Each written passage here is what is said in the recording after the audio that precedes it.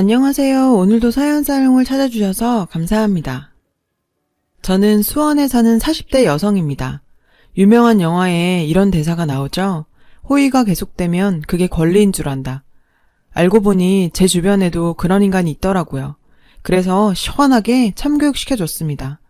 저는 종갓집 외동딸로 태어났어요. 큰 종가는 아니고 대수가 적은 작은 종가요. 그렇다고 해도 한 달 걸러 한 번씩은 제사가 있어서 종부인 저희 엄마는 시집와서 지금까지도 제사에 치여 사세요. 종갓집 제사라는 게 그래요. 집에 불이 나든 장마에 집이 침수가 되든 제사 날짜엔 무슨 수를 써서라도 제사를 지내야 하죠. 산 사람은 굶어도 죽은 조상은 절대로 굶겨선 안 되는 게 종부의 소임 중 하나니까요. 한 번은 엄마가 너무 아파서 몸을 제대로 못 가누신 적이 있어요. 그 다음 날이 하필 제사였죠. 결국 엄마는 제사 걱정에 힘든 몸을 이끌고 일어났습니다. 제가 대신 음식 준비할 테니 걱정 마시라고 아무리 뜯어말려도 소용이 없었죠. 조상을 잘 모셔야 자손이 번성한다며 기어이 성치 않은 몸을 이끌고 온전히 제사상을 차려내셨어요. 자식된 입장에서 내 부모 골병들게 하면서까지 잘 되고 싶은 생각은 눈꽃만큼도 없었어요. 이게 다 순진한 며느리들 일 시켜 먹으려고 지어낸 말이다 생각했죠. 조상을 잘 모시라면서 왜 그 조상과 피 한 방울 안 섞인 며느리들만 혹사시키냐고요. 정작 그 집안 자손인 남편과 시누이들은 남의 집 일보듯 하는데 말이죠. 그뿐인가요? 죽어라 몸 바쳐 제사를 지내도 누구 하나 고마워하는 사람 없어요. 종부니까 당연히 해야 하는 일이라고 취급하죠. 결국 그날 제사상을 다 차리시고 엄마는 쓰러지셨습니다. 제가 119에 전화해서 병원에 실려갔을 정도였어요. 그날은 진짜 엄마가 차린 제사상을 엎어버리고 싶더라고요.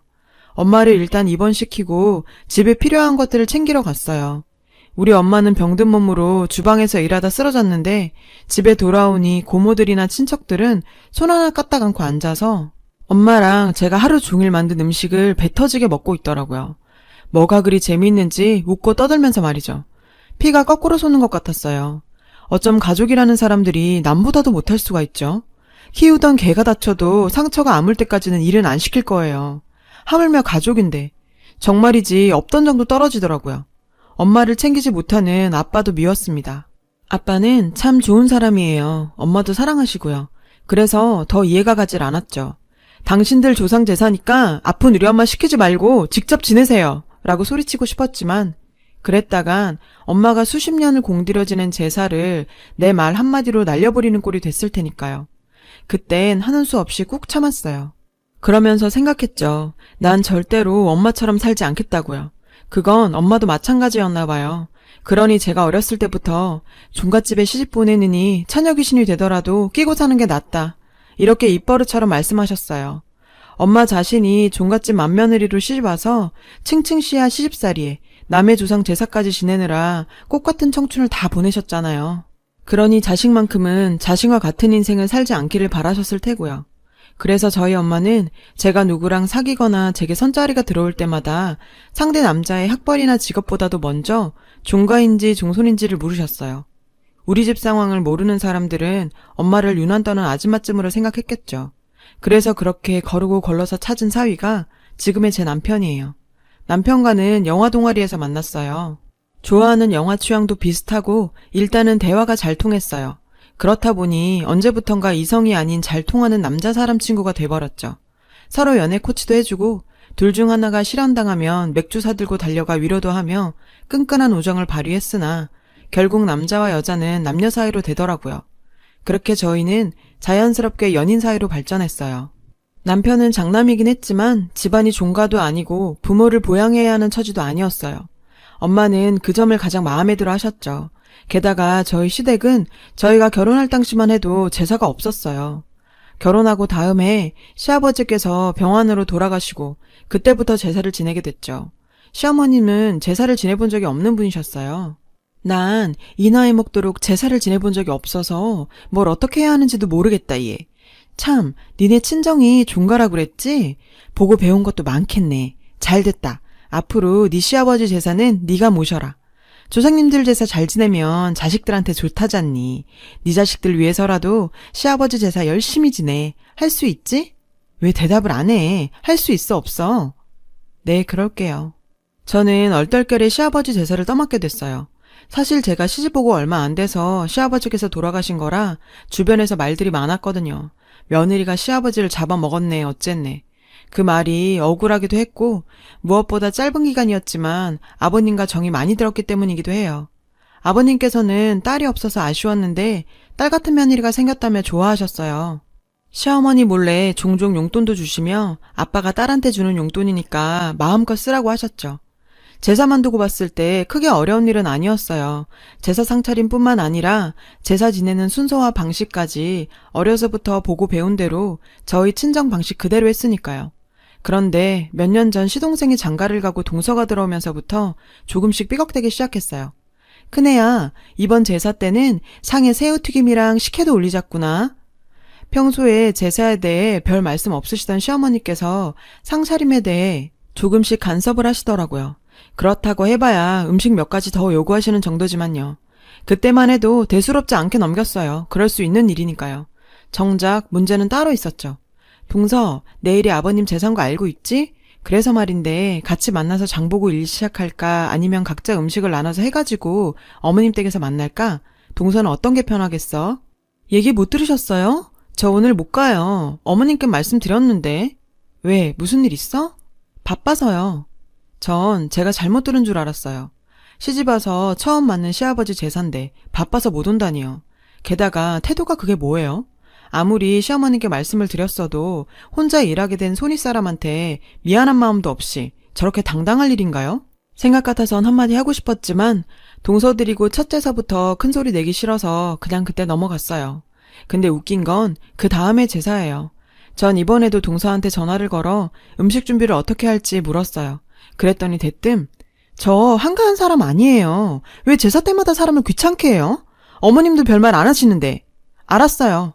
이따 어머님 댁으로 나 대신 일할 사람 보내드릴게요. 그럼 됐죠? 자기 할 말만 하곤 전화를 끊어버리더라고요. 정말 기가 막혔죠. 뭐? 한가한 사람이 아니라고요? 사실 그동안 도련님을 통해서 동서가 어떻게 생활하는지는 익히 들어 알고 있었어요. 딱히 직업이 없는 동서는 하루 종일 집에서 드라마 몰아보기를 하거나 친구들 불러내 브런치 먹으며 다니거나 유행 따라 제주도며 치앙마이, 발리에서 한 달 살기를 하며 인스타에 사진 올리고 브이로그에 명품사들의 언박싱 동영상을 올리는 게 일과인 사람이죠. 운 좋게 주식으로 대박 터트린 돈으로 말이에요.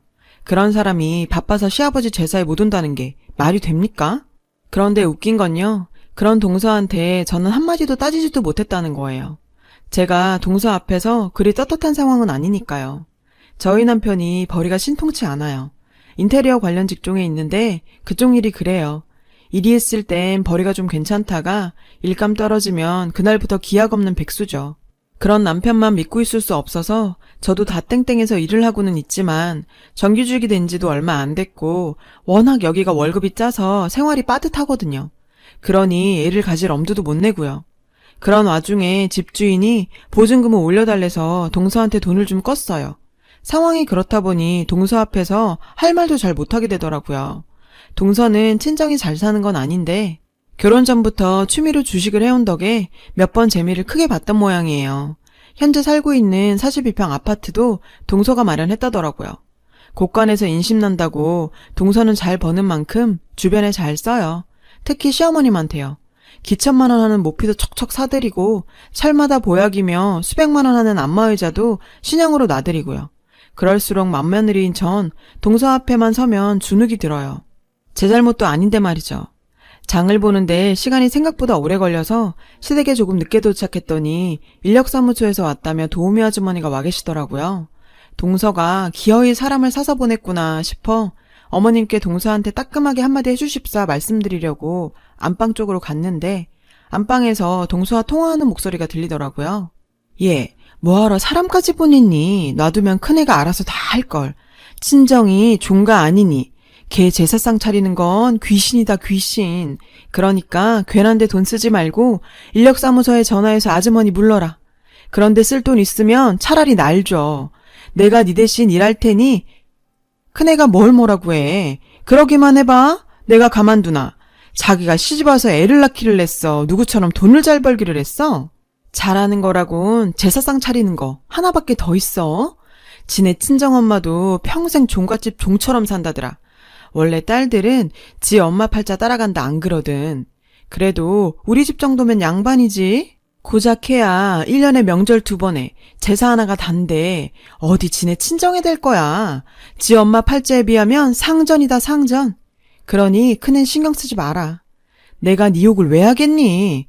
작은애, 너야 돈도 잘 벌지, 시애미한테도 잘하지. 흠잡을 게 뭐 있니?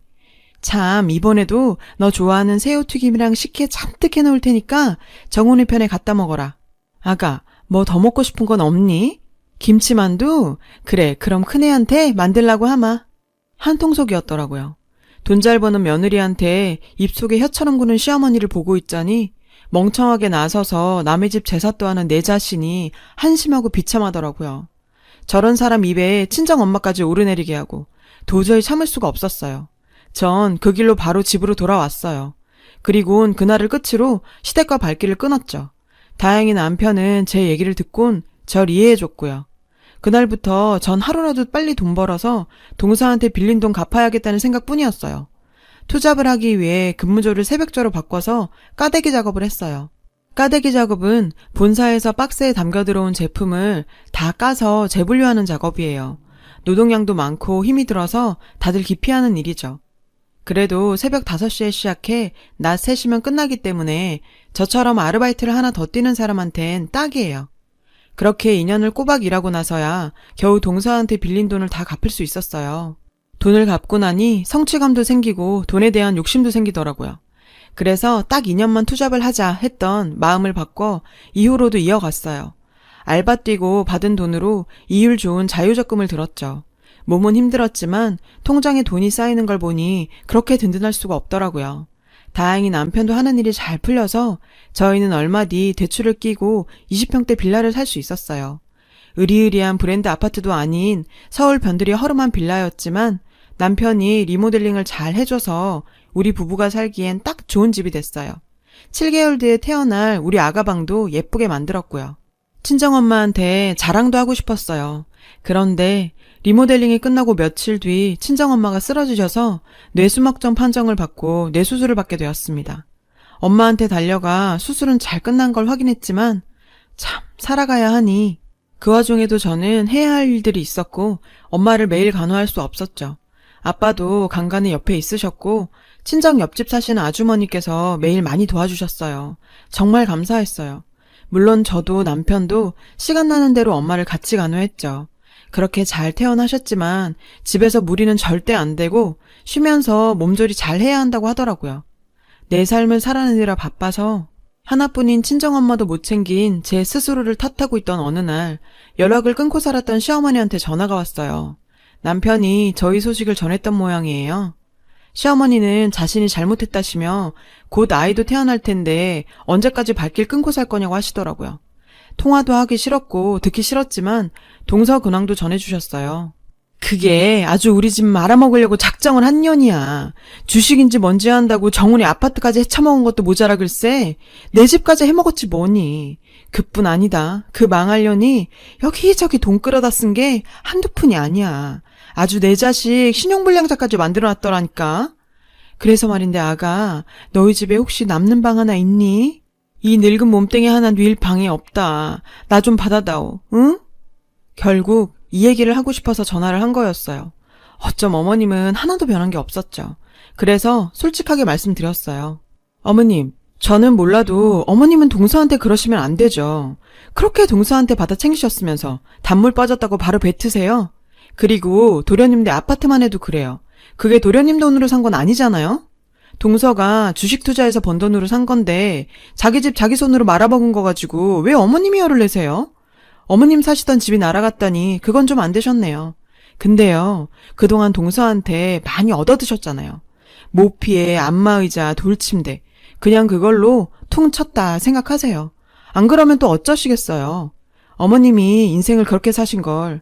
그리고요 어머니, 저 어머니 말 몇 마디에 예전처럼 호구로 돌아가는 일 없어요. 그러니까 괜히 사과하는 척, 미안한 척 쇼하지 마시고요. 그냥 저 잊고 사세요. 너 무슨 말을 그렇게 하니? 어른이 먼저 숙이고 들어오면 못 이긴 척 받아주는 게 예의지. 사람이 살다 보면 실수도 하고 그런 거 아니니. 어쩜 그깟 일로 꽁해선 몇 년이나 지난 일로 시애미를 괴롭혀? 그리고 네 시아버지 제사 네가 책임지기로 했어 안 했어? 어떻게 맏며느리가 돼선 제사도 팽개치고 나 몰라라야? 너 그런 건 어디서 배워먹었어? 너희 친정에선 그렇게 가르치디? 안 그래도 엄마가 아픈데 제 속을 그렇게도 긁어대더라고요. 어디서 감히 지금 우리 친정 얘기를 해요? 아, 그럼 어머님 친정에서 그렇게 배우셨어요? 며느리들한테 본이 되셔야 할 시어머니가 고작 돈 몇 푼에 넘어가선 작은 며느리한테 큰 며느리 흉보라고요. 어머님을 마음으로 대하는 며느리를 잘 구슬려서 종처럼 부려먹으라고요. 다른 사돈 흉까지 봐가면서 맘에 드는 며느리랑 친해지라고요. 저희 엄마까지 들먹이면서 제사 하셨죠? 저야말로 아버님 제사 단 한 번도 그런 적 없어요. 매년 성의껏 제수 준비해서 정성 다해 상 올렸어요. 못 믿으시겠으면 그이한테 물어보세요. 뭔가 착각하시나 본데요. 처음부터 제가 제사를 맡은 건 어머니 강요 때문이 아니고 시아버지와 며느리 간의 정 때문이에요. 이런 사람 진심이란 것도 저희 엄마가 가르쳐 주신 거고요. 언젠가 어머님이 그러셨죠? 조상 제사를 잘 챙겨야 자식들이 잘 된다고. 근데 어쩌죠? 어머님이 어머님 몫의 제사를 저한테 떠넘기시는 바람에 제 자식이 그 덕을 받게 됐네요. 그러니까 도련님 그렇게 된 거 남 탓하지 마세요. 그거 다 어머님이 심보를 그렇게 써서 그렇게 된 거니까요. 제발 이제는 나이값 좀 하고 사세요. 어머니 아들이랑 통화하시는 거야 제 알 바 아니니까 알아서 하세요. 대신 오늘처럼 저한테 전화하시는 일은 다시는 없었으면 좋겠네요. 그러니까 다시는 전화하지 마세요. 아셨어요? 전화를 끊고도 한참을 화가 가라앉지 않아서 씩씩댔어요. 일이 터지려고 했던 건지 또 전화벨이 울리더라고요. 시어머니인 줄 알았는데 친정 옆집 아주머니셨습니다. 선아야, 내가 간섭할 일은 아니지만 너희 엄마 저러다 쓰러진다. 아직 누워있어야 할 사람이 저렇게 음식을 하고 있었어야 되겠어? 맞네요. 오늘이 친할머니 제삿날이었어요. 근데 엄마가 일을 하고 있다니요. 어제부터 장도 보셨을 텐데. 전화를 끊고 당장 친정으로 달려갔습니다. 문을 열고 들어가자마자 바로 보이는 건 제사상이 한가득 차려져 있고 제사를 지내고 있는 모습이었어요. 우리 엄마는 부엌 한켠에 쭈그리고 앉아 제사상에 올라갈 밥을 푸고 있었어요. 엄마 진짜. 눈앞에 펼쳐진 광경을 보고 저는 이미 이성을 잃었죠. 당장 달려가 제사를 지내고 있던 그 제사상을 뒤집어 엎어버렸습니다. 고모들이며 친척들이 음식물을 다 뒤집어 썼죠. 이게 미쳤나? 뭐 하는 짓이야? 막내 고모가 저를 노려보고 하는 말이었어요. 미쳤어?